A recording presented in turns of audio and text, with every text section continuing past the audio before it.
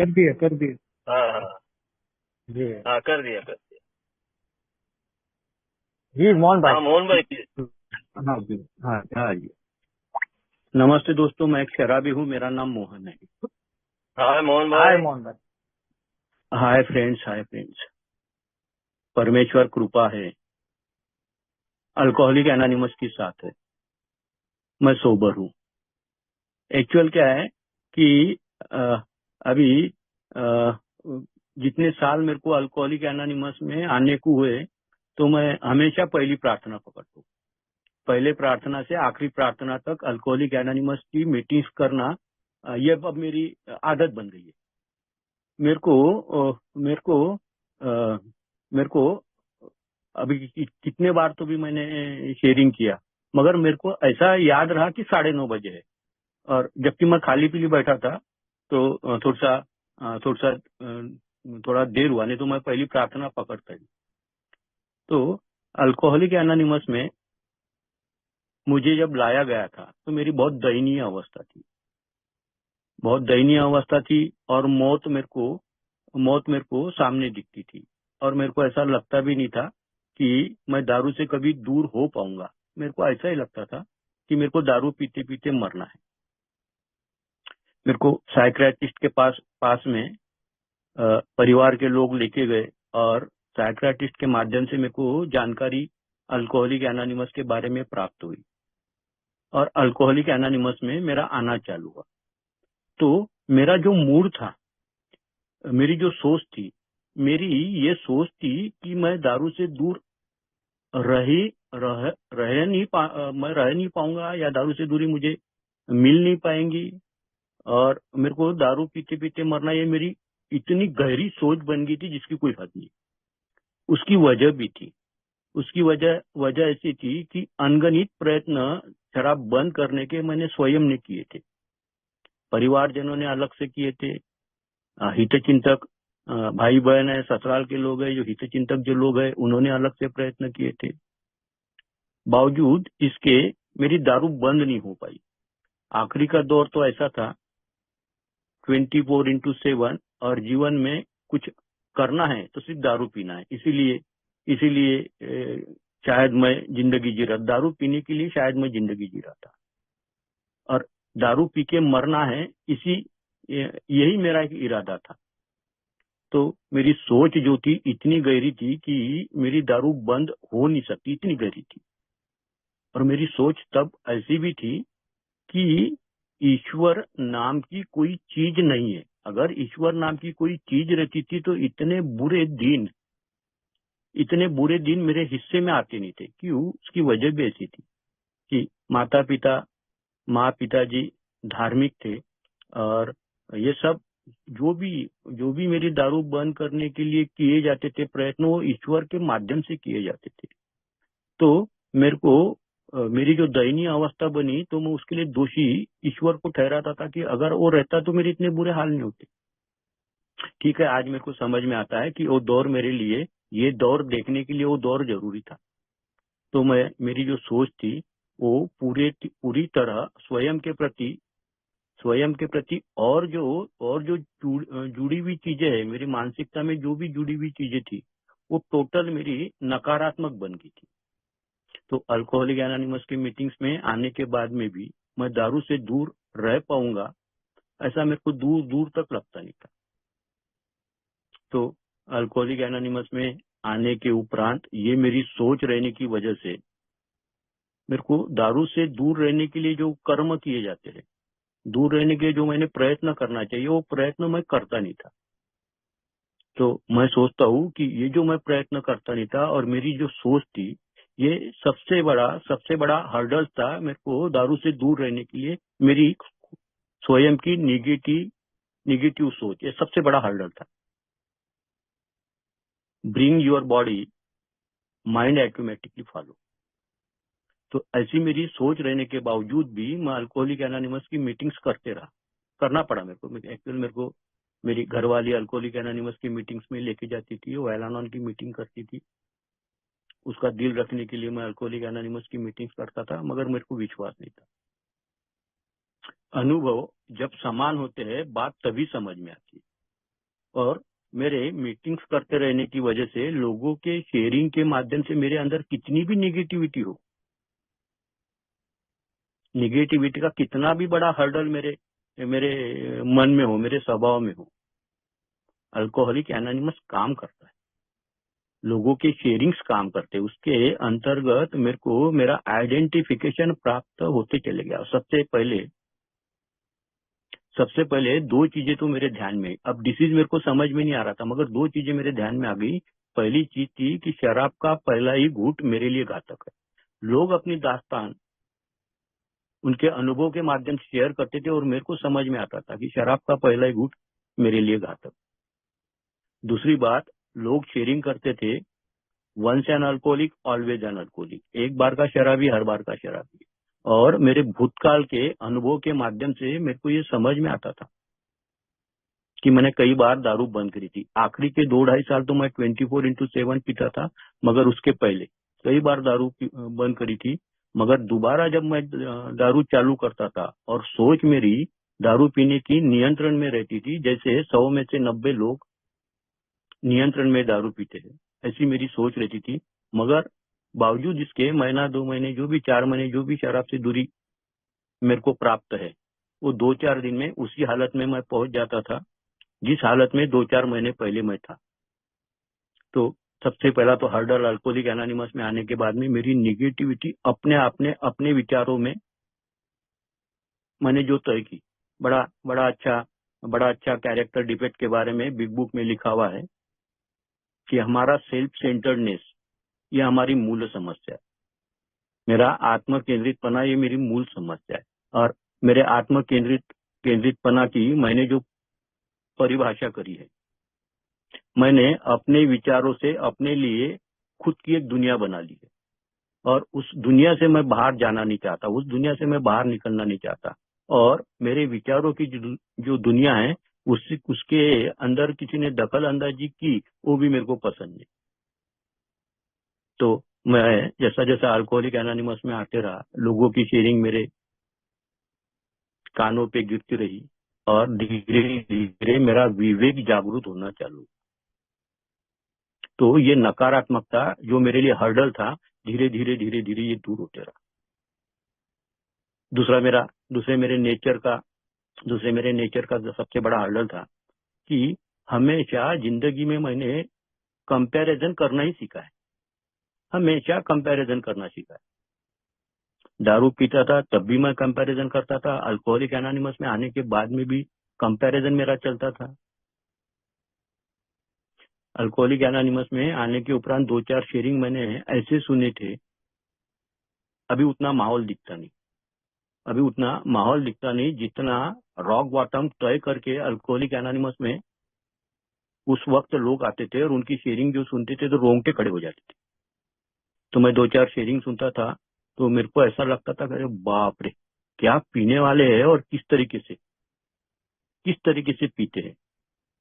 मैं वो शेयरिंग्स आपके सामने रख नहीं पाऊंगा।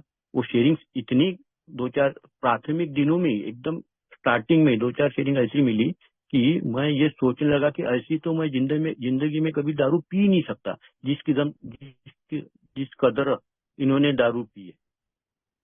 तो मेरे को ऐसा लगता था कि बहुत ही रॉक बॉटम वाले लोग अल्कोहलिक एनोनिमस।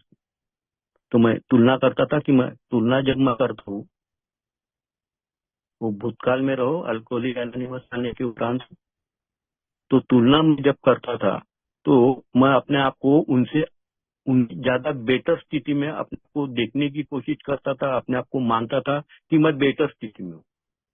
जबकि जैसा मैंने कहा कि मेरी अवस्था बहुत दयनीय थी, मगर उससे भी दयनीय अवस्था वाले लोगों की जब शेयरिंग सुनता था तो मैं अपने आप को बेटर उनसे पाता था, समझता था। और मैं जिस ग्रुप से बिलोंग करता हूँ, नागपुर के जिस ग्रुप से मैं बिलोंग करता हूँ, अगर वहाँ 30 सभासद आज से 23 साल पहले मैं आया था। भलाई मेरी सोब्राइटी 21+ ऐसी मेरी सोब्राइटी है। मैं एकता समूह नागपुर यहाँ का मेंबर हूँ, 21+ ऐसी मेरी सोब्राइटी है। तो 23 साल पहले जब मैं अल्कोहलिक एनोनिमस में आया था तो मेरे समूह में अगर 30 लोग हैं तो 30 में से 26 लोगों को, आज से 23 साल पहले 26 लोग कार से आते थे। अब तो कार कॉमन है, मगर उस वक्त 26 लोग कार से आते थे। कोई यूके रिटर्न था, यूएसए रिटर्न था, कोई ऑस्ट्रेलिया से रिटर्न था, कई लोग इंडस्ट्रियलिस्ट थे, कई आर्किटेक्ट थे, बड़े बड़े सभी बड़े बड़े लोग, सब बड़े बड़े लोग थे। तो मैं लूना लेके जाता था, तो मैं कंपेयर करता था कि कैसा यार इतने बड़े बड़े लोग हैं, और इन बड़े बड़े लोगों में तो उस वक्त ऐसा भी था। अभी विजय विजय है करके उसको भी ज्ञात है कि स्कूल में भला ही मीटिंग चलती थी, मगर हर एक टेबल पे एस्ट्रे रखा जाता था, और 30 लोगों में से 25-26 लोग सिगरेट पीने वाले रहते थे। अभी तो कोई सिगरेट पीते हुए दिखता भी नहीं। तो मैं तुलना करता था कि इतने बड़े बड़े लोग हैं और इसमें मैं टिक पाऊंगा कि नहीं टिक पाऊंगा। ये अलग बात है कि मैंने अपने ऊपर बहुत मेहनत ली, और मैं अच्छा भी बनकर आज बहुत बढ़िया लाइफ में जी रहा हूँ, बहुत ही बढ़िया। और लाइफ आदमी की बढ़िया कब होती है? जब बच्चे अच्छे निकलते। मैं सोचता हूँ कि बच्चे अच्छे निकल गए तो लाइफ अच्छी हो जाती है। अभी मेरा उम्र 60+, ऐसा मेरा उम्र। तो मैं कंपेयर करता था कि इतने बड़े बड़े लोग हैं और अपना टिकाव कैसा लगेगा। और उनकी जो शेयरिंग्स रहती थी, वो शेयरिंग्स के अंतर्गत मेरे को तो 6 महीने लगे। शेयरिंग्स के अंतर्गत मैं देसी दारू पीता हूँ करके ऐसा बोलने के लिए मेरे को 6 महीने का अरसा लग गया। ये 6 महीने मैं झूठी शेयरिंग करता था, अपने आप को उनके जैसा प्रोजेक्ट करने की कोशिश करता था। वजह थी कि मैं तुलना करता था। मैं मेरे लाइफ की जो स्टोरी है रियल में वो शेयर कर नहीं पाता था। मेरे को ऐसा लगता था कि मैं अगर देसी दारू पीता हूँ ऐसा बोलेंगे तो क्या सोचेंगे। तो मैं जब तुलना करता हूँ तो अपने आप को मैं न्यून गंड की भावना में, जब में से बड़े लोग हैं, ज्यादा शिक्षित है, ज्यादा पैसे वाले हैं, ज्यादा बुद्धिमान लोग हैं, तो अपने आप को मैं न्यून गंड में लेके जाता था। मेरे को अपने आप में हीन भावना सताती थी कि मैं टिक नहीं पाऊंगा। और दूसरा पार्ट तुलना करना का, कंपैरिजन का, में से जब कम कम जीवन शैली वाले लोग हैं, कम पढ़े लिखे, कम पैसे वाले, तो तब मेरे अंदर ग्रैंडियोसिटी उत्पन्न होती थी। मैं ज्यादा बड़ा, ज्यादा अच्छा, उनसे बेहतर हूँ ऐसे बताने की कोशिश करता। तो अल्कोहलिक एनोनिमस में आने के बाद में लोगों की शेयरिंग सुनता हूँ मैं, और उसके अंतर्गत मैं तुलना करता हूँ, और तुलना में मैं अपने आप को अपर साइड में रखता हूँ, तो मेरे लिए हर्डल साबित हो सकता है। वो अल्कोहलिक एनोनिमस में एक स्लोगन भी है, डोंट कंपेयर, आइडेंटिफाई। उनके जैसी आज मेरी हालत नहीं। अगर मैं रेगुलर अल्कोहलिक एनोनिमस में आते रहूंगा तो उनके जैसे ही समान अनुभव, जिसको हम आध्यात्मिक अनुभव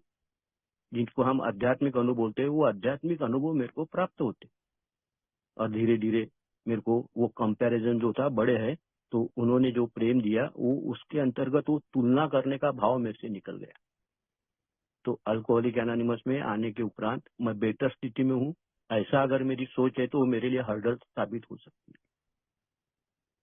वो मेरे लिए एक अड़चन सोबर होने के लिए, मैं अपने आप की अगर पहचान करता हूँ उसके अंतर्गत, तो मेरे को आसान हो जाता है सोबर होना।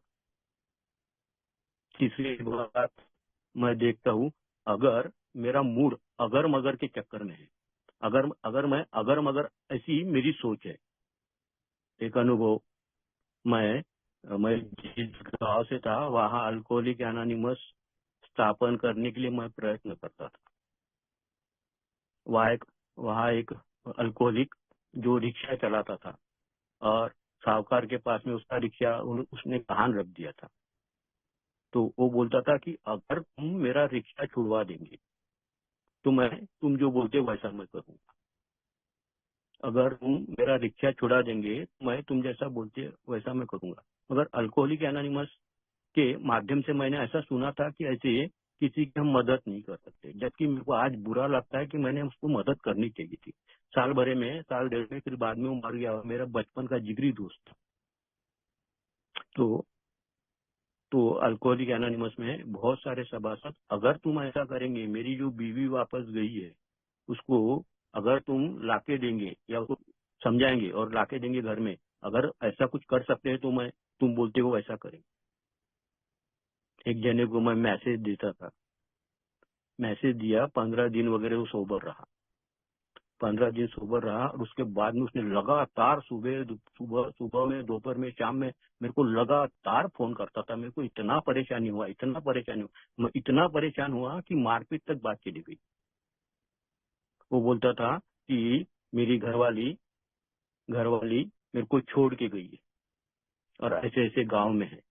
और ये 15-20 दिनों में उसको पता लग गया था कि अल्कोहलिक एनोनिमस बहुत बड़ी है, और उसके गांव में भी, जिस गांव की उसकी ससुराल है, वहां पर भी अल्कोहलिक एनोनिमस है। वो मेरे पीछे लगता था कि कुछ भी करो, तुमने बोले ना तो मैं दारू से दूर हूँ, तुम बोल रहे ना मेरे को मीटिंग के जाओ, मैं मीटिंग के जाता हूँ, दारू से दूर है, तुम जाओ। और उसका ऐसा कहना था कि ये हमारा जो मेरे को छोड़ के गई है, उसके पीछे उसके माँ का बहुत बड़ा हाथ है, उसके माँ को तुम वो करो। बोलता था, मैं बोलता था कि ऐसा कुछ अल्कोहलिक एनोनिमस में करते नहीं। अरे तुम्हारा इतना बड़ा नेटवर्क है, बोले वर्धा में भी तुम्हारी फेलोशिप है, वहां पर भी लोग है, सब तरफ तुम्हारे लोग है, और इतना ना तुम कर नहीं सकते। तो इतना परेशान करता था कि तुम मेरे घर वाले को वापस ला के दो। तो ये इतना वो बात आगे बढ़ गई कि आखिर हमरा तुमरी पे बात आई, और आखिरी मारा पीट पे बात आई। मैंने भी उसको जो जोश में बोल दिया, तू बोल मेरे को कहाँ आने का, मैं वहां आता हूँ। तो मैं ऐसे कंडीशन में रहूंगा, ऐसा कंडीशन डालूंगा कि ऐसा कुछ होता है मेरे साथ में तो तुम जो बोलते हैं वैसा मैं करूंगा। तो अगर मैं ऐसी मेरी सोच है कि अगर तुम ऐसा करेंगे तो मैं वैसा करूंगा। मगर मेरे पास में तो जाने के लिए गाड़ी नहीं है, मेरे पास में तो मैं तो उतना लंबा जा नहीं सकता। अभी तो बहुत नजदीक ग्रुप है। मैं रहता हूँ नागपुर से 12-14 किलोमीटर पे, दूसरा ग्रुप था उस टाइम पर, प्रगति ग्रुप करके। तो मैं और मेरा मित्र, एक महेश करके मित्र था, हम दोनों जने डबल सीट से साइकिल से वहां की मीटिंग करने को जाते थे। मगर मेरे पास में तो ये सुविधा नहीं है, मेरे पास में तो टीटी में डालने के लिए पैसे नहीं है। मैं अपनी सोच शेयर नहीं करूंगा, इसी सोच में रहूंगा। तो अगर मगर ऐसी मेरी सोच है तो मेरे लिए वो बहुत बड़ा हर्डल साबित हो सकता है। अल्कोहलिक एनोनिमस में आने के उपरांत मैं अगर सोबर होने के लिए टाल मटोल कर रहा हूँ कि अभी नहीं, ये 1 तारीख से बंद करूंगा, या फिर 1 जनवरी से बंद करूंगा, फिर दिवाली के बाद, जो भी मेरी सोच है, जो भी इसके बाद में मैं बंद करूंगा, जो मेरी पूर्व में भी वैसी ही सोच थी। पहले भी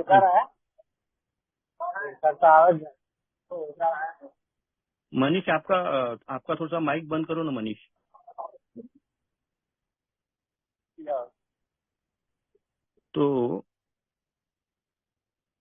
तो पीने के दिनों में भी मेरे दारू बंद करने के लिए मैं प्रोक्रास्टिनेशन करता था, मैं टाल मटोल करता था कि ऐसा मौका आएगा तब मैं दारू बंद करूंगा, और वैसा मौका मेरी जिंदगी में कभी आया ही नहीं। और अल्कोहलिक एनोनिमस में आने के बाद में भी दारू बंद करने के लिए अगर मैं टाल मटोल करता हूँ तो शायद एक उदाहरण मैं आपके साथ में शेयर करता हूँ। पुणे से एक मेंबर का मेरे स्पॉन्सर को फोन आया था कि ऐसा ऐसा एक अल्कोहलिक है, और उसको जाके मैसेज दो और उसको जाके मीटिंग में लेके जाओ। तो मेरे मार्गदर्शक के साथ में उसको मैसेज देने के लिए गए। तो जो एड्रेस उन्होंने दिए थे, वो एड्रेस में पूछताछ किए तो पता चला कि ऐसा कोई आदमी यहाँ रहता नहीं। तो वापस आ गए। फिर वो पुणे वाला का फोन आया 3-4 दिन के बाद में, अरे यार तुम गए नहीं बोले वहां पर। फिर दोबारा गए। दोबारा जाने के बाद में गेट के ऊपर कुत्ता था, और मेरा जो मार्गदर्शक है वो कुत्ते को बहुत घबराता है। तो कुत्ता था तो बोले, कुत्ता है, बोले मैं नहीं आता, तू अगले टाइम पर किसी और को लेके चले जाना। तो फिर वापस आए, और फिर ऐसे में 15 दिन, 3 हफ्ते, लगभग महीने के करीब ऐसा वक्त निकल गया। फिर उसका फोन आया कि यार, बोले नागपुर वाले एक ट्वेस्ट टेपिंग नहीं कर सकते बोले। फिर एक मेंबर था, तो वो मेंबर को लेके फिर मैं गया, और फिर वही घर वही था, मगर उन्होंने पुणे वालों ने ये इन्फॉर्मेशन दी नहीं थी कि वो वहां पर किराए से रहता है करके। और जो घर मालिक था, वो घर मालिक को जो किराएदार था उसका सरनेम का पता ही नहीं था।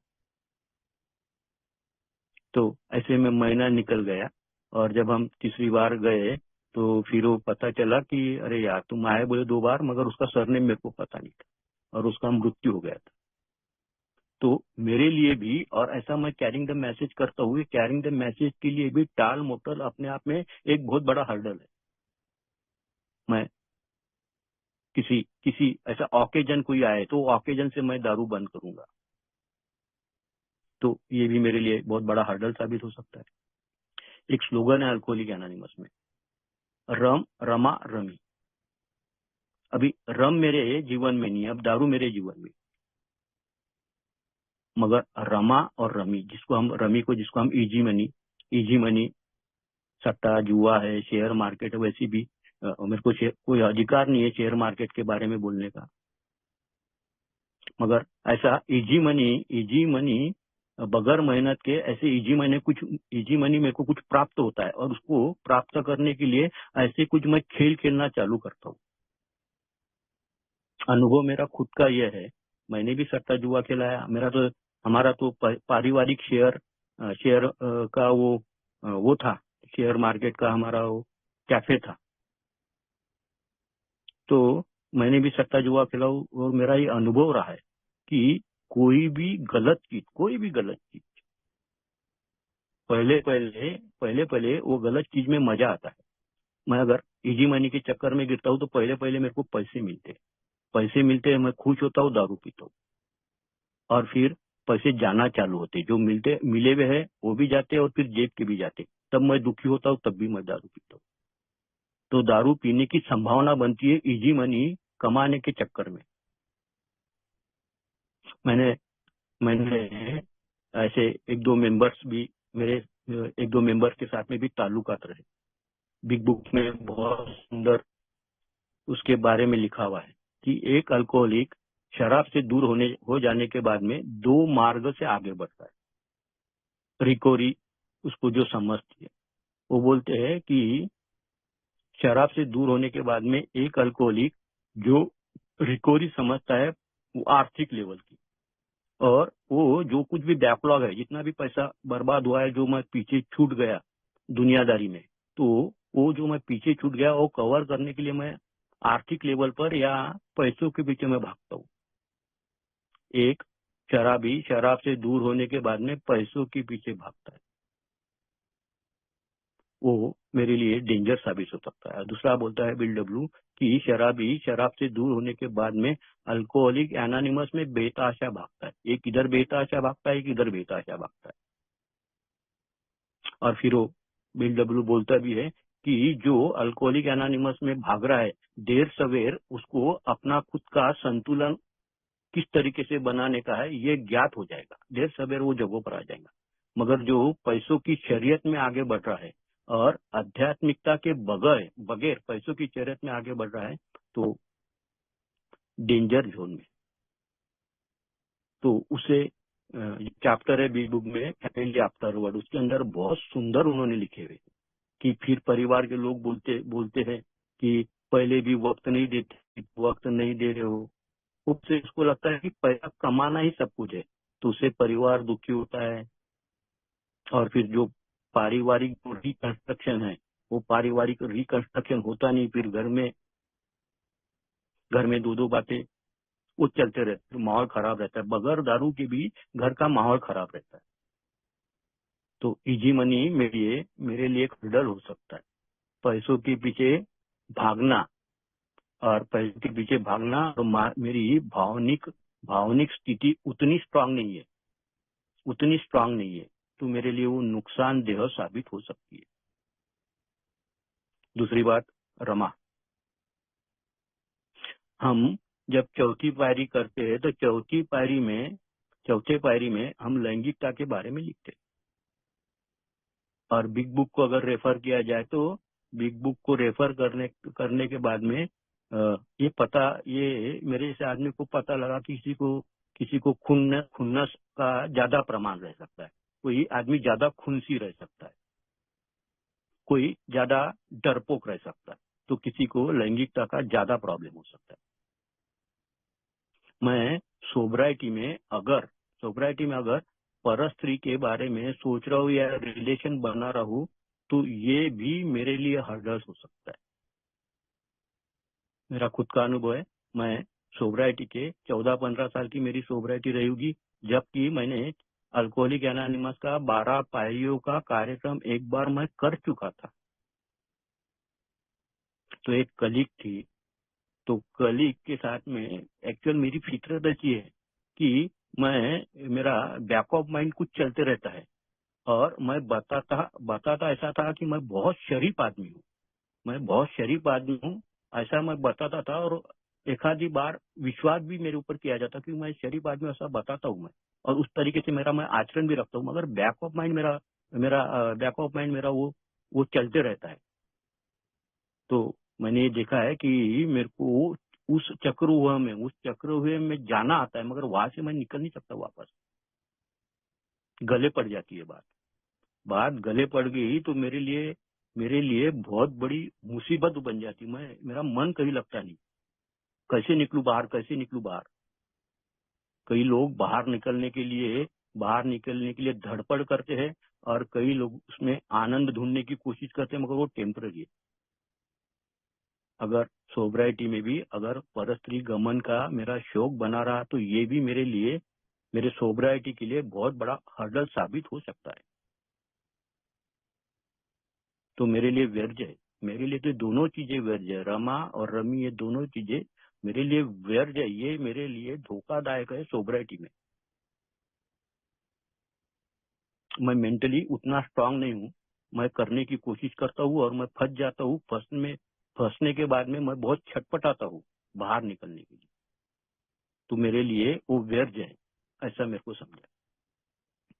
मैं देखता हूँ मेरा हर्डल, मैं हर एक बात में अपना आत्मसमर्थन करता हूँ। मैं जो भी गलती करता हूँ उसका मैं आत्मसमर्थन करता हूँ। फिर दुनिया में इतने लोग करते नहीं क्या?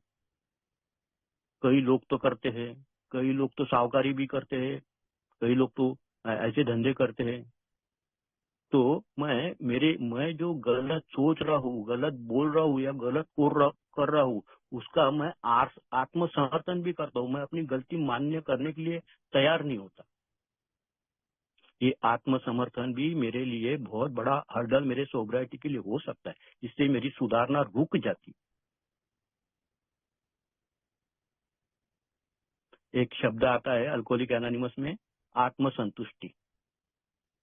मेरे शराब से दूरी प्राप्त हो जाने के बाद में मैं शराब से दूरी को लेकर आत्मसंतुष्ट अगर मैं हो जाता हूँ, ये मेरे लिए हर्डल है। ये मेरे सोब्राइटी के लिए मैं शराब से दूरी को ही सर्वथा समझ लेता हूँ। हम लोग अगर देखेंगे, कई लोग साल भर के बाद में, 2 साल के बाद में, 4, 5, 6 साल के बाद में फिर उनके जीवन में दारू आ जाती है। फिर दारू आ जाने के बाद में फिर जो पश्चाताप, जो आत्मग्लानि, अपने आप को जो कोसना। मैं अल्कोहलिक एनोनिमस में मेरा अच्छा इन्वॉल्वमेंट रहा। लगातार मैं अल्कोहलिक एनोनिमस में इन्वॉल्व रहा। मैं 12 साल तक मेरे ग्रुप में, बंद पड़ा हुआ ग्रुप था, मेरे मार्गदर्शक ने बोला था कि अगर तेरे को सोबर रहना है तो कुछ ऐसा कार्य करेगा। अगर एक ग्रुप बंद पड़ा हुआ है, इसको अगर थोड़ा सा इसके अंदर मेहनत लेगा तो तेरे को सोबर रहने के लिए फायदा हो जाएगा। तो मैं 12 साल तक मेरे ग्रुप का चेयरमैन रहा। मैं खूब 12 स्टेपिंग करता था। मेरे को ये अभिमान हो गया था एक जमाने में, अगर ग्रुप में 10 लोग है तो 10 में से 6-7 लोग जो है उनको मैंने 12 स्टेपिंग करी भी रहती थी। तो मेरे को ऐसा अभिमान होता था कि ये ग्रुप में 10 लोग है, इसमें तो 6 लोग तो मैं नहीं लाए हुए हैं। तो मैं खूब 12 स्टेपिंग करता था। मैं ग्रुप में भी मैं काम करता था।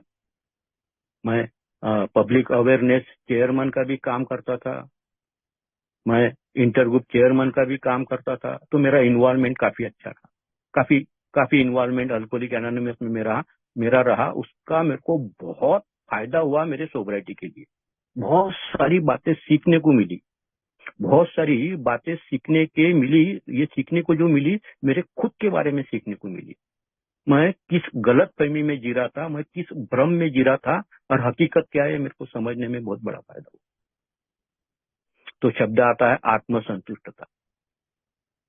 तो अगर शराब से दूरी के बाद में मैं आत्मसंतुष्ट हो जाता हूँ और मेरे को लगता है कि बस शराब से दूरी प्राप्त हुई, बाकी सब मैं कर लूंगा, और अल्कोहलिक एनोनिमस के प्रोग्राम को अगर मैं नजरअंदाज करता हूँ, तो नजरअंदाज करना अल्कोहलिक एनोनिमस के प्रोग्राम को मेरे लिए महंगा साबित हो सकता है। ये मेरे ध्यान में आया। सिर्फ शराब से दूर रहना ही मेरे लिए काफी नहीं। मैं मैं अगर मेरे मैं अगर मेरे अल्कोहलिज्म की परिभाषा करूं, तो मैं 20 साल लगभग दारू पिया, जिसमें से 10-12 साल मेरे चॉइस के हिसाब से दारू पिया। किसके साथ में पीना है, कौन सी पीना है, कब पीना है, कहाँ पीना है, ये चॉइस मेरे पास में रही। उसके बाद में 6-7 साल मैं बींज पैटर्न अल्कोहलिक रहा। 15 दिन 8 दिन दारू पिए तो खूब दारू पिए, इतनी दारू पिए कि दारू के सिवाय और दूसरी कोई चीज। तो बींज पैटर्न अल्कोहलिक मैं 6-7 साल बींज पैटर्न अल्कोहलिक रहा। तो 8-15 दिन दारू पिए, कोई हादसा हुए तक, पैसे खत्म हुए तक, या तबियत में कुछ 19-20 होता नहीं, तब तक लगातार दारू पीते रहने का। एक्चुअल तो मैक्सिमम दारू के नशे में मेरे साथ में हादसे बहुत हो जाते थे, क्योंकि मेरा नेचर ऐसा है कि मैं तुरंत रिएक्ट होने वाला आदमी था, बगैर सोच विचार के। किसके साथ में रहना है, कौन से लोगों के साथ में रहना है, और कौन से वातावरण से अपन ने अलिप्त रहना है, इसका मेरे को भान ही नहीं रहता था, किसी के साथ में भी, कहीं पर भी। तो मैं बीन्स पैटर्न अल्कोहलिक रहा, और उसके बाद में मैं 24/7 ऐसे 2-2.5 साल अल्कोहलिक एनोनिमस में आने के पूर्व।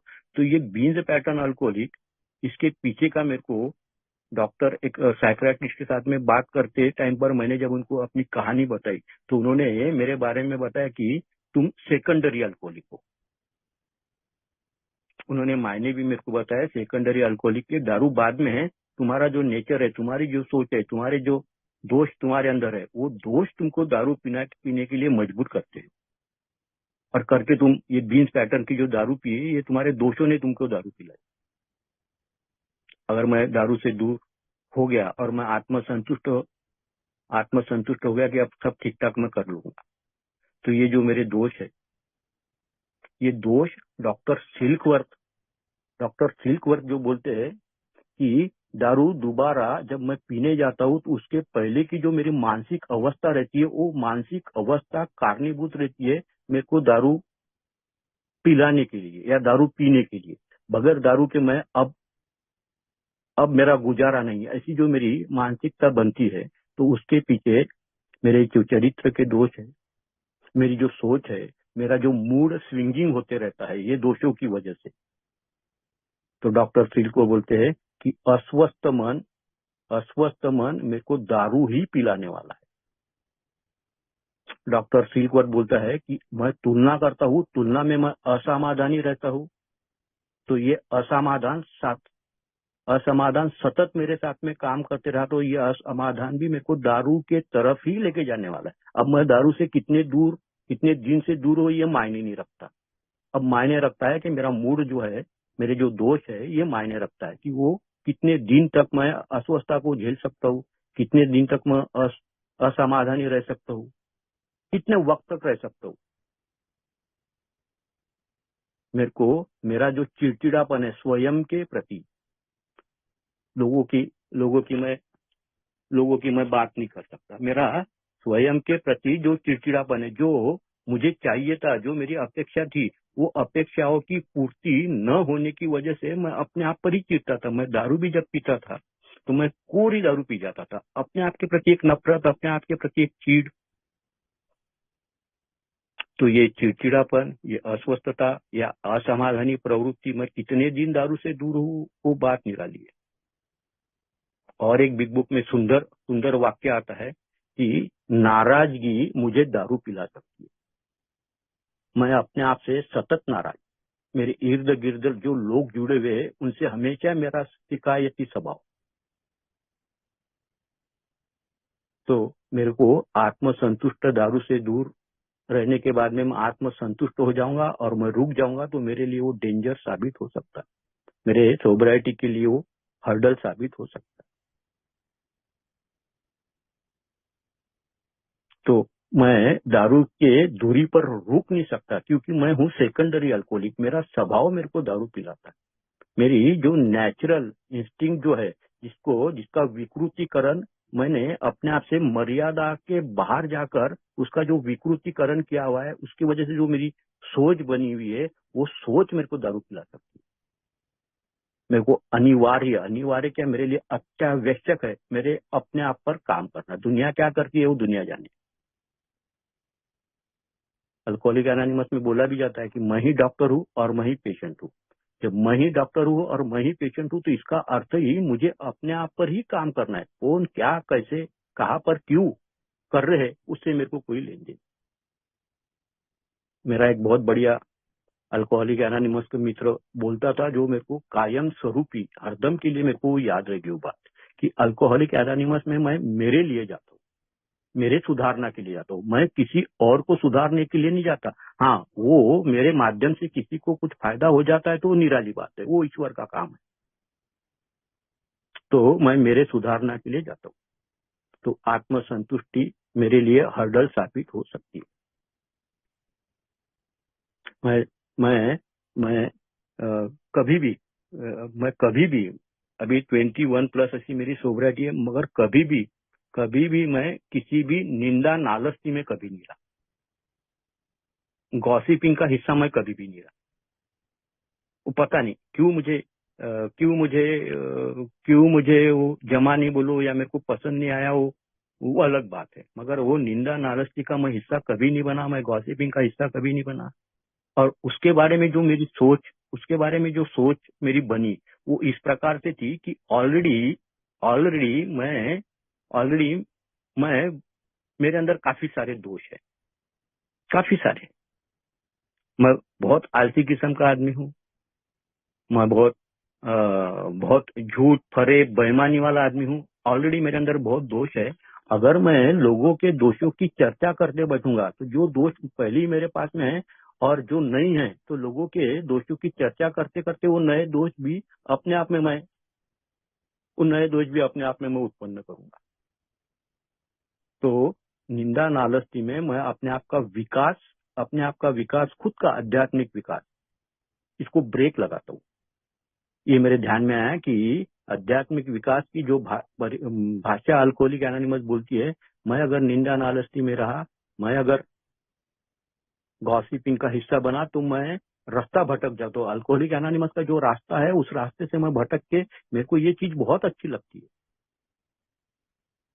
दूसरों के दोष उजागर करना किसको अच्छा नहीं लगता? अच्छा लगता है। दूसरों की चर्चा कानों पर आती रहे तो अच्छा लगता है सुनने के लिए।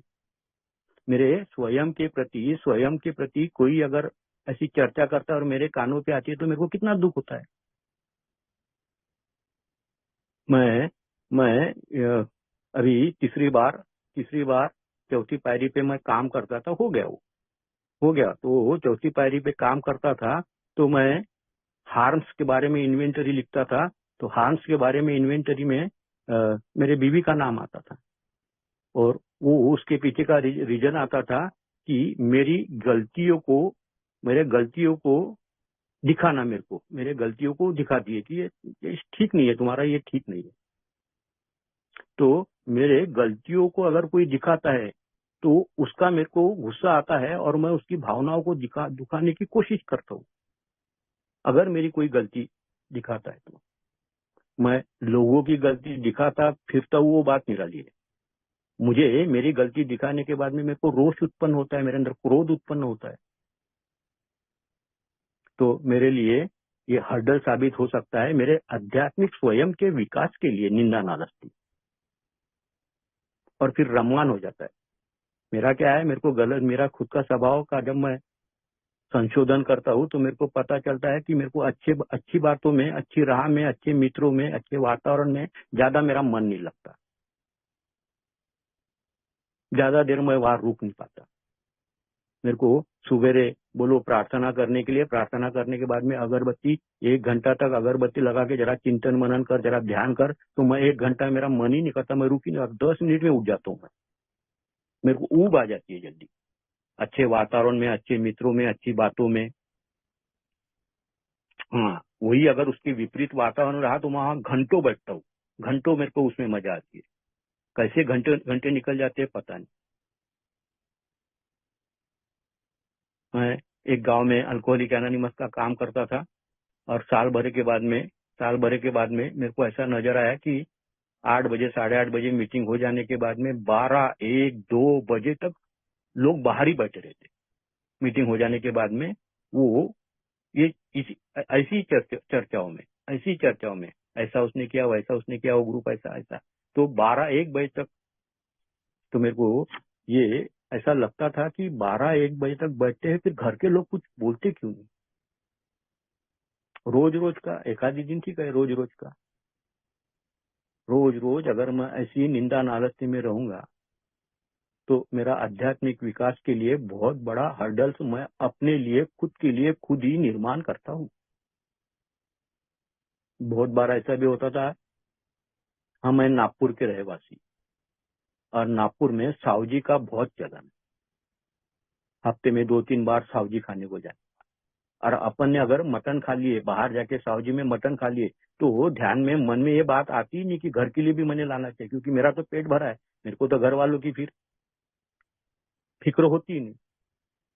तो पैसे भी जाएंगे, रात में 10, 11, 12 बजे घर को वापस आएंगे, और चर्चा क्या करेंगे? तो चर्चा यही यही चर्चा रहेगी। तो मेरे लिए निंदा नालस्ती भी मेरे लिए, गॉसिपिंग भी मेरे आध्यात्मिक विकास के लिए एक हर्डल साबित हो सकता है। ये मेरे ध्यान में आया। मैं क्या हूँ? मैं हूँ डिसऑनेस्ट पर्सन। मैं मेरे जिंदगी में किसी का भी 100% प्रामाणिकता से भागीदार बन नहीं सका। ना माँ बाप का अच्छा लड़का बन सका, ना बीवी का अच्छा पति बन सका, न बाप का, ना लड़के का अच्छा बाप बन सका। मैं सर्वथा प्रामाणिक परिवार के लोगों के साथ में ही नहीं रहा, मैं अपने आप से भी प्रामाणिक नहीं रहा। ये अप्रामाणिकता मेरे फितरत में है, कूट कूट कर अप्रामाणिकता भरी हुई मेरी फितरत। कई बार कोई कारण नहीं रहता, बावजूद इसके मेरे अंदर अप्रामाणिकता काम करते रहती है। तो मैं किसी का भागीदार बन नहीं सकता, ज्यादा दिन तक रह नहीं सकता। मैंने मेरे मार्गदर्शक के साथ में प्रामाणिकता से जो भी मेरी गुप्त बातें है, वो गुप्त बातें शेयर करनी चाहिए, बावजूद इसके मैं मार्गदर्शक के साथ में अप्रामाणिक रहता हूँ, अपने आप से अप्रामाणिक रहता हूँ। अगर मैं अपने आप से अप्रामाणिक हूँ तो ये मेरे लिए, मेरे आध्यात्मिक प्रगति के लिए, आध्यात्मिक विकास के लिए, परमेश्वर के साथ में संबंध प्रस्थापित होकर उसके इच्छा के अनुरूप जीवन जीने की जो संकल्पना मेरे सामने अल्कोहलिक एनोनिमस रखती है, उस संकल्पना के मैं नजदीक पास भी नहीं पहुंचता। मेरे लिए अप्रामाणिक रहना, किसी जिसके साथ में मैंने नहीं रहना चाहिए वहां पर भी अप्रामाणिक रहना मेरे लिए बहुत बड़ा हर्डल साबित हो सकता है। अब प्रामाणिकता क्या है? प्रामाणिकता के मायने मेरे को क्या समझे? प्रामाणिकता के मायने मेरे को यही समझे कि मैं अपने आप से प्रामाणिक रहूं, अपने परिवार के लोगों से मैं प्रामाणिक रहूं, जितना रह सकता हूँ, जितना मैं रह सकता हूँ, जितना ज्यादा उसमें बढ़ोतरी मैं करते रह सकता हूँ, उतनी ज्यादा मैंने बढ़ोतरी प्रामाणिकता को लेकर, उतनी ज्यादा बढ़ोतरी मैंने करते रहना चाहिए। जिसको मैंने मेरे सुधारना के लिए मार्गदर्शक नियुक्त किया हुआ है, उसके साथ में मैं प्रामाणिक रहूं। एक तो नियुक्त बहुत सोच समझ कर करना चाहिए, वक्त लगा तो चलेगा। एक तो नियुक्त सोच समझ कर करना चाहिए। अगर सोच समझ कर मैंने किया फिर भी मैं मेरी कुछ छुपाते रह रहा हूं, तो उसके साथ में मैंने प्रामाणिक रहना चाहिए। जहां से मेरे नए जिंदगी की शुरुआत हुई, जिस समूह से, उस समूह के साथ में मैंने प्रामाणिक रहना चाहिए। तो अगर मैं ये तीनों चारों फ्रंट पर प्रामाणिक नहीं हूं तो मेरे लिए ये बहुत बड़ा हर्डल है मेरे खुद के विकास के लिए। मेरा तो मानना ऐसा है, मेरी तो सोच ऐसी है, और मैं ये मानता हूँ कि अल्कोहलिक एनोनिमस का प्रोग्राम ये परमेश्वर के तरफ लेके जाने वाला प्रोग्राम है। सत्य क्या है, शाश्वत क्या है? शाश्वत परमेश्वर, ये शाश्वत है। ये सर्वथा अपने आप में अनुभूति की, प्रतीति की, जागृति से उत्पन्न होने वाली क्रिया है। और ये क्रिया मेरे को बताती है मेरे खुद के अनुभव, मेरे खुद की अनुभूति, मेरे खुद की प्रतीति, कि ये परमेश्वर के साथ में दोस्ताना बनाकर परमेश्वर के साथ में संबंध हो। संबंध भी कैसे, वो भी जागरूक रहते और जागरूक रह के। मैं जब 11वीं पारी में जब मैं काम करता हूँ तो मैं प्रार्थना और ध्यान के माध्यम से जागरूक रह के, जिसको हम बोलते हैं सचेत, सचेत संबंध, सचेत सचेतता से मैं प्रार्थना करता हूँ, सचेतता से मैं चिंतन मनन करता हूँ। तो सचेत रहकर अल्कोहलिक एनोनिमस का प्रोग्राम मेरे को शाश्वत जो है वो शाश्वत के तरफ लेके जाने की कोशिश करता है। अगर मैं 6वें पायरी की बात करता हूँ तो 6वें पायरी में क्लियर कट लिखा हुआ है, मैं करूंगा तो परमेश्वर करेगा, परमेश्वर करना चाहता है तो मेरे को करना पड़ेगा। अगर शाश्वत की तरफ मेरे को जानने का है तो मेरे को करना ही पड़ेगा, तब उसकी मदद मिलेगी। वो मदद करने के लिए तैयार है तो मेरे को मेहनत करना पड़ेगा। तो मेरे को, मैं सोब्राइटी में भी अप्रामाणिक हूँ, मैं झूठ कुछ बोलते जा रहा हूँ, झूठ पर झूठ बोलते जा रहा हूँ, तो मेरे को उसकी आदत लग जाएंगी। एक दिन ऐसा मेरे जीवन में घटित होगा कि मेरे को झूठ में और सच में भी फर्क महसूस नहीं होगा। मैं शेयरिंग्स करूँ, किसी के साथ में भागीदारी करूँ तो मैं अपने आप में प्रामाणिक रहूँ, ऐसा मेरे को अपने आप में समझा है। अगर मैं अप्रामाणिक रहता हूँ तो मेरे लिए वो हर्डल है। वो हमेशा मेरे सर के ऊपर एक टंग की तलवार रहने वाली कि मैंने कुछ तो भी गड़बड़ किया, मैंने कुछ तो भी झूठ बोला। अल्कोहलिक एनोनिमस के प्रोग्राम के बारे में बिग बुक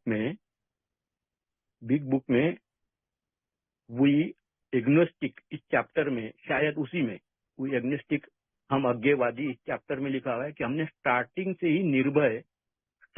ही हमने निर्भय रहना चाहिए। डर, अपने आप का काल्पनिक, मैंने अपने आप में तैयार किया हुआ काल्पनिक डर, ये मुझे कुछ करने नहीं देता। ये मुझे कुछ करने के लिए, मेरे मन के विपरीत कुछ करने के लिए ये तैयार नहीं होता। तो मेरे में निर्भयता आएंगी कहाँ से? और बिल डब्ल्यू तो बोलता है कि मैंने स्टार्टिंग से ही निर्भय रहना चाहिए। तो डर मेरे लिए बहुत बड़ा हर्डल साबित हो सकता है, उसमें से मेरे को बाहर निकलना पड़ेगा। मैं पूरी जिंदगी डर के अधीन जी नहीं सकता, पूरी जिंदगी डर के अधीन मैं जी नहीं सकता पूरी जिंदगी। अगर डर के अधीन रहूंगा तो मैं कुछ कर नहीं पाऊंगा, जो मैं कर सकता हूँ वो भी मैं कर नहीं पाऊंगा। दूसरा सबसे सबसे सबसे महत्वपूर्ण हर्डल है कि मैं अगर मेरी पूर्व धारणाएं जो है, मेरी जो पूर्व धारणाएं है अथवा मेरे जो पूर्वाग्रह है, मैंने जो अपने मत बना लिए, जो धारणाएं बना ली, जो पूर्वाग्रह मेरे, वो किसी भी फील्ड में हो, किसी भी फील्ड में हो, मेरे जो धारणाएं और पूर्वाग्रह है, तो ये जब तक मैं पाले रहूंगा तब तक नए विचार अल्कोहलिक एनोनिमस जो मुझे देना चाहती है, वो पूर्वाग्रह धारणा है, वो बांध का काम करती है। वो जो देना चाहती है उसको मैं खुद रोक दूंगा। वो देना चाहती है मगर मेरे पूर्वाग्रह के कारण, धारणाओं के कारण, वो मैं दोनों के बीच में वो बांध तैयार कर। तो मेरे लिए ये भी हर्डल्स है, मेरे धारणाएं और पूर्वाग्रह मुझे छोड़ने पड़ेंगे। और अल्कोहलिक एनोनिमस से मुझे जो नए विचार, नई शिक्षा, उसके लिए मेरे को मेरा मन खुले मन से स्वीकार, खुले मन से वो, उसके लिए मेरे को मेरा मन खुला रखना पड़ेगा। अल्कोहलिक एनोनिमस जो मुझे बताती है, जो मुझे सिखाना चाहती है, जो शिक्षा मुझे देना चाहती है, मैं अपने पूर्वाग्रहों के साथ में, पूर्व धारणाओं के साथ में जिंदगी जीते रहूंगा। तो अल्कोहलिक एनोनिमस की जो शिक्षा मुझे मिलने वाली है, one day at A time base पर मैं अपने जीवन के सभी क्षेत्र में जो लागू करने वाला हूँ, वो उससे मैं चूक जाऊंगा, उससे मैं दूर रहूंगा। तो मेरे ध्यान में आया कि मेरे लिए मेरी जो पूर्व धारणाएं हैं, ये मेरे लिए हर्डल साबित हो सकती है। इससे मुझे बाहर निकलना पड़ेगा। अल्कोहलिक एनोनिमस पूर्व धारणा और पूर्वाग्रह के पीछे निकलने के लिए मेरा खुद का आत्म संशोधन करना, उसके माध्यम से मैं अपने तो मेरे को बहुत सारी चीजें, बहुत सारी बातें अल्कोहलिक एनोनिमस की, जैसा जो चैप्टर है हम अज्ञेयवादी, मैं हमेशा वो वाद में रहूंगा। वो पूर्वाग्रह और धारणाएं और अल्कोहलिक एनोनिमस जो बता दिए, उसका वाद हमेशा मेरे दिमाग में चलते रहेगा और कई बार तो जबान से वो 4 लोगों में निकलता भी रहेगा। मैं अल्कोहलिक एनोनिमस जो बोलती है वो नहीं बोलूंगा, मेरे जो पूर्वाग्रह है, मेरी जो धारणा है, वही बोलती फिरूंगा। और उससे होगा क्या, मेरा तो आध्यात्मिक विकास रुका रहेगा और लोग जो आध्यात्मिक विकास की तरफ अग्रसर है, उसके बीच में मेरे पूर्वाग्रह के कारण उनको, और अल्कोहलिक एनोनिमस बोलता है कि किसी के आध्यात्मिक विकास में अगर मैं ऐसा हर्डल उत्पन्न करता हूं तो वो एक बड़ा पाप है। तो ये सब बातें मेरे को अल्कोहलिक एनोनिमस के माध्यम से क्या क्या हर्डल मेरे अपने आप में थे, और उसमें से मेरे को वो हर्डल्स को पार करना है। पार करते हुए अल्कोहलिक एनोनिमस जो मुझे देना चाहती है, वो मन शांति, वो चित्त शांति, वो विनम्रता, वो कृतज्ञता, वो जवाबदारी, वो मेंटल पीस। 90 पायरी में जो प्रोमिसेस दिए हुए, मुझे भूतकाल के बदल कुछ भी, मेरे को छोटी छोटी बातों में से मेरा रस निकल जाएगा। तो वो अगर मुझे प्राप्त करना है तो मेरे को मेरे जीवन के जो मेरे सोच में जो हर्डल्स है, उन हर्डल्स को दूर करने के लिए मेरे को ही कोशिश करनी। मैं ये कोशिश करते रहता हूँ, one day at A time base पर हर्डल्स आते रहते हैं, मैं कोशिश करते रहता हूँ। हर्डल्स मेरे स्वभाव के अंतर्गत ही, आज भी पूरी तरह बाहर निकली नहीं, वो अंतर्गत ही है। तो उसके लिए मेरे को जानना और उसके ऊपर काम करना, इसके लिए मेरे को अल्कोहलिक एनोनिमस में जुड़े रहना पड़ता है। यही वजह है मैं अल्कोहलिक एनोनिमस में जुड़ा रहता हूँ। मुझे इस सब्जेक्ट पर बोलने का मौका दिया, आप लोगों ने शांति से सुन लिया।